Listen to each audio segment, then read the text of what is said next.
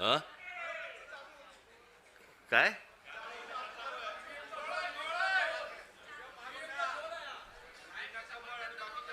म्हणून तुम्ही जर लक्ष नाही दिलं ना तर हातात केळच येणार.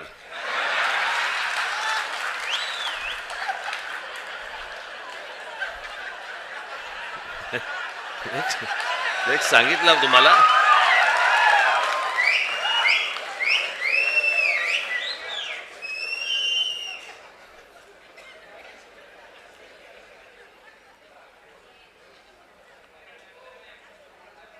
हे आपण गेले अनेक वर्ष आपण ही ओरडून ओरडून सांगतोय.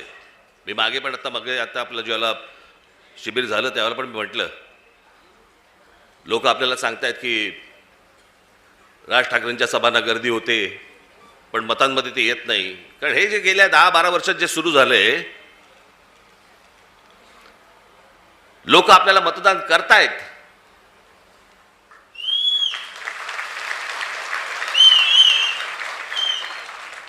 पण ह्या सगळ्या भानगडीमधनं आपल्याला दरवेळेला पराभव पत्करावा लागतो. अनेकांना वाटेल की बाबा मी काहीतरी कारण देतोय. कारण काय द्यायची, अख्खा देश बोंबलतोय. आणि या सगळ्या प्रक्रियेमधनं मग सत्तेमध्ये यायचं आणि मग हवी तशी सत्ता राबवायची. बरं, आपण काय सांगतो आहोत त्यांना? आपण त्यांना सांगतो आहोत मतदार याद्या स्वच्छ करा. 5 वर्ष निवडणुका झालेल्या नाही आहेत या महाराष्ट्रामध्ये स्थानिक स्वराज्य संस्थांच्या. मतदार याद्या स्वच्छ करा. अजून 1 वर्ष लागलं तरी चालेल, 1 वर्षाने निवडणुका घ्या, काय फरक पडतो? आणि उद्या मतदार याद्या ज्यावेळेला स्वच्छ होतील त्यावेळेला ज्याचा विजय होईल, ज्याचा पराभव होईल, आम्हाला मान्य आहे. उद्या आज जे सत्तेवरती आहेत त्यांचा जर समजा विजय झाला, मतदार याद्या पूर्ण पारदर्शक झाल्यानंतर, आम्हाला मान्य आहे. पण ह्या सगळ्या गोष्टी सगळ्या लपवायच्या आणि लपवून लपवून लपवून लपवून त्याच्यातनं निवडणुका घ्यायच्या. मॅच तर फिक्स आहे भाई. ज्या वेळेला मॅच फिक्सिंग आपल्या क्रिकेटमध्ये ज्यावेळेला झालं, त्यावेळेला अझरुद्दीन पासून सगळ्या लोकांना त्यावेळेला काढून टाकलं होतं. जडेजापासून काढलं होतं ना. इथे कोणालाच काढत नाहीत.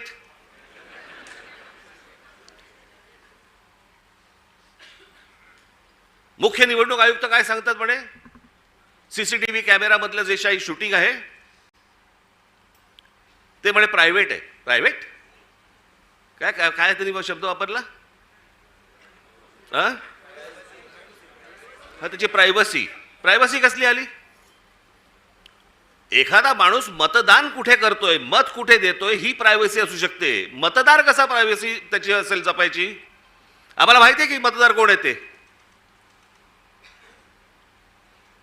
जे पटत नाहीत, जे पचत नाहीत असे कोणते तरी उत्तर द्यायची आणि त्याच्या सगळ्या भानगडीमध्ये या सगळ्या निवडणुका घ्यायच्या. आणि मग सत्तेमध्ये आल्यानंतर वेडवाकडं कसंही वागायचं, जे मी त्या दिवशी तुम्हाला सांगितलं असं. या सगळ्या राज्यांवरती, ह्या सगळ्या शहरांवरती त्यांचा सगळ्यांचा डोळा आहे. बाकीचे सगळे तर गेलेच आहेत घरंगळत. आजची बातमी, आजची किती आपण आपला सगळा स्वाभिमान किती घाण टाकायचा, याला काही मर्यादा? ते कुठे आणले पेपर आहेत ते?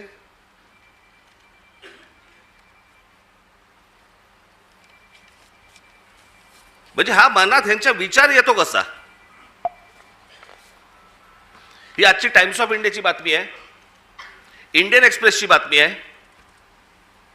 आणि मला असं वाटतं ती कुठचा दुसरा वर्तमानपत्र, दिव्य मराठी. बाकीच्या वर्तमानपत्रामध्ये मी शोधत होतो पण त्याचा GR देखील आलाय. आणि हे एकनाथ शिंदेचं खातं. काय करतायत हे जर ऐकाल ना, नाही तुमची तळपायाची आग मस्तकात गेली तर सांगा मला. नरेंद्र मोदींच्या 75व्या वाढदिवसानिमित्त टुरिझम डिपार्टमेंट महाराष्ट्रामध्ये काही टुरिझमचे स्पॉट काढतायत आणि त्याची केंद्र काय, त्याचं नाव काय दिलं? नमो केंद्र, नमो टुरिझम सेंटर्स. ही नमो टुरिझम सेंटर्स कुठे काढतायत? शिवनेरीवर, रायगडावर, राजगडावर.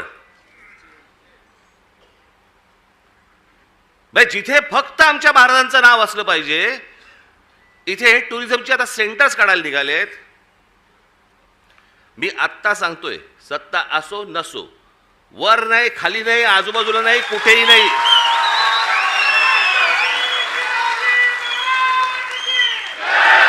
उभं केलं की फोडून टाकणार.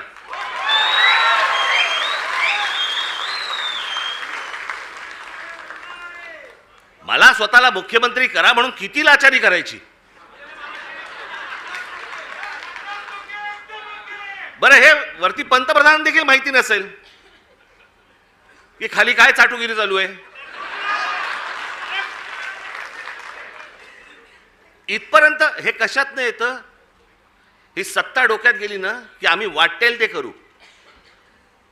शिवाजी महाराजांचे गडकिल्ले असू देत, तर काही असू देत, मला मुख्यमंत्रीपद मिळालं पाहिजे, मला सत्ता मिळाली पाहिजे, मला जे समोर दिसेल ते मला मिळालं पाहिजे. याच्यासाठी ज्यांना ज्यांना काही मला खुश करता येईल ते मला खुश करावं लागेल. मुंबईमधल्या जागा द्यायच्या आहेत, अडाणलेला देऊन टाका, तो बोट ठेवेल तिकडे जागा देत आहेत.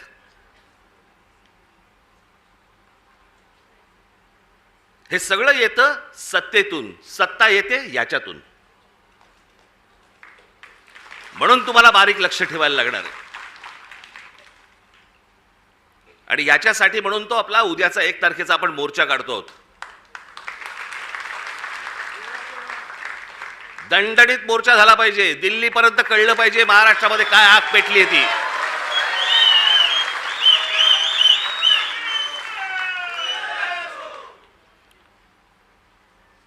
शिवाजी पार्क सारखी ती परिस्थिती नाहीये तिकडची.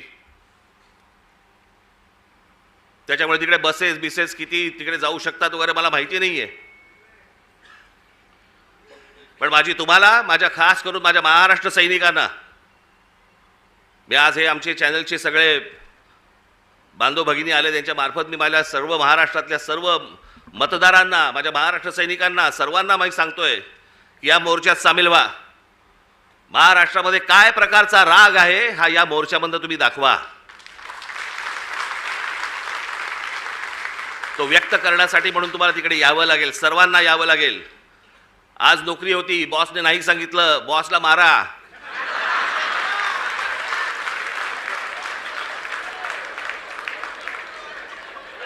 शनिवार पुरता 1 मत त्याच्या गालावर द्या आणि मला असं वाटतं तुमचा बॉस पण मतदारच असेल, त्यालाही घेऊन या. पण हे जे चाललंय हे या महाराष्ट्रातल्या, या देशातल्या प्रामाणिक मतदाराचा अपमान सुरू आहे. तो मतदार उन्हातानामध्ये रांगेमध्ये उभा राहतोय, त्यांना ज्याला हवंय त्याला तो मतदान करतोय. पण येणारे जर समजा रिझल्ट समजा विचित्र लागणार असतील तर मला असं वाटतं की त्याच्या तो मताचा अपमान आहे. हे सगळं सुधारलं पाहिजे, हे सगळं नीट झालं पाहिजे. या देशातल्या निवडणुका पारदर्शक पद्धतीने झाल्या पाहिजेत. उद्या जय कोणाचा पराजय कोणाचा आहे ते निवडणुकीनंतर बघता येईल, पण निवडणुका तरी पारदर्शक झाल्या पाहिजेत. अहो, हे मशीन्स तर कुठेच नाही जगात. अमेरिकेसारख्या देशामध्ये, सगळ्या पुढारलेल्या देशांमध्ये आजही तिथे बॅलेट पेपरवरती सगळे मतदान होतात.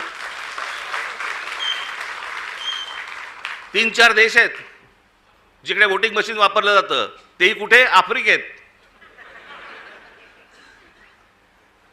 पण जेवढे म्हणून पुढारलेले देश या जगामध्ये आहेत त्या सगळ्या ठिकाणी बॅलेट पेपर वापरला जातो. बरं, हे मी एकटा नाही बोलत आहे, हे पंतप्रधान नरेंद्र मोदी देखील बोललेत. त्यांचाही एक व्हिडिओ माझ्याकडे आहे, माझ्याकडे खूप आहेत.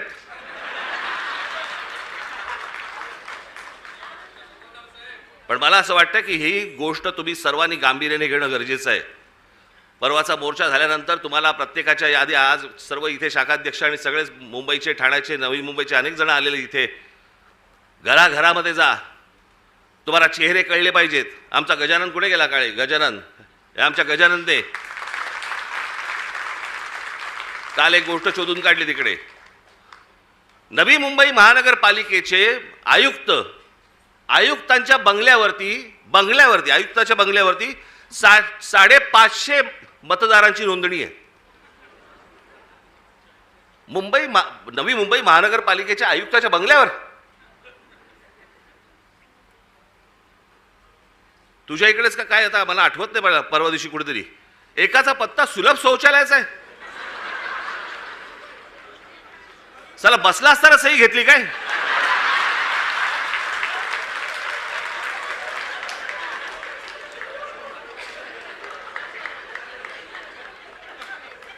काहीही सुरू आहे. आणि मला असं वाटतं हा काही पोरखेळ नाहीये. हा आमच्या सर्वांच्या आयुष्यातली प्रत्येकाची 5-5 वर्ष जात आहेत.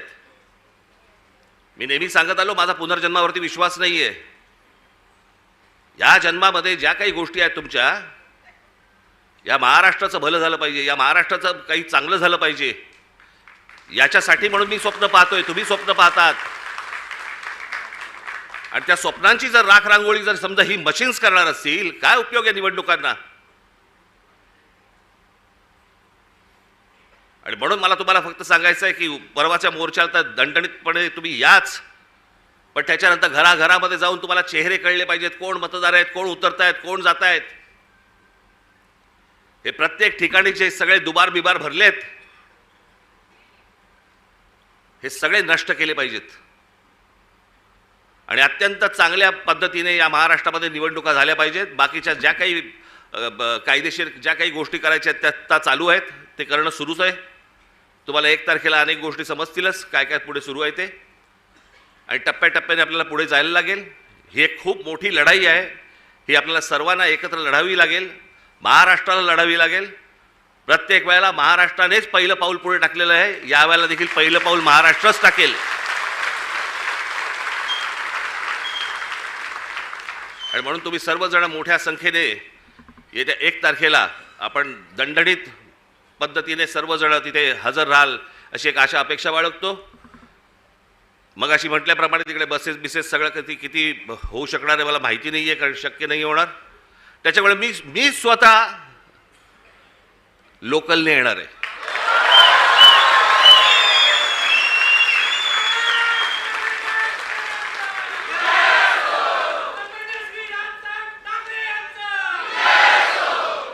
मागे एकदा मी डोंबिवलीवरनं आलो होतो.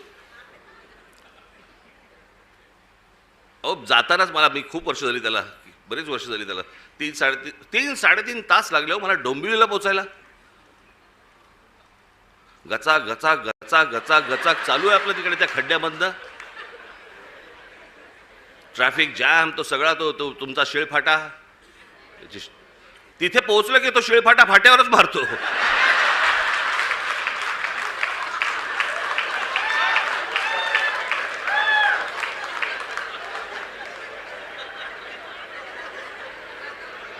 मग मी तिथनं येताना विचार केला, म्हटलं नाही आपण जरा ट्रेनने जाऊ आता परत. बाबा माझी काय परत आता तयारी इच्छा नाही. म्हटलं गेलो तिकडे.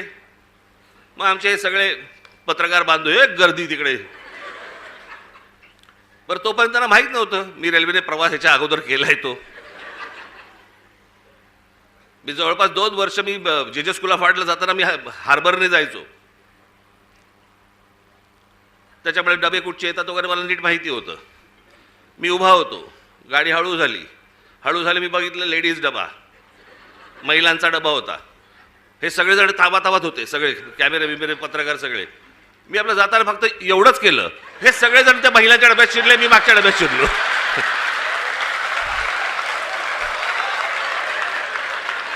मी काहीच नाही केलं, मी फक्त एवढंच केलं ना. हे सगळेजण त्या डब्यामध्ये शिरले, मी पुढच्या डब्यामध्ये. आणि मग त्या जाळ्या होत्या, जाळ्यांमधनं शूट करत बसले मला सगळे.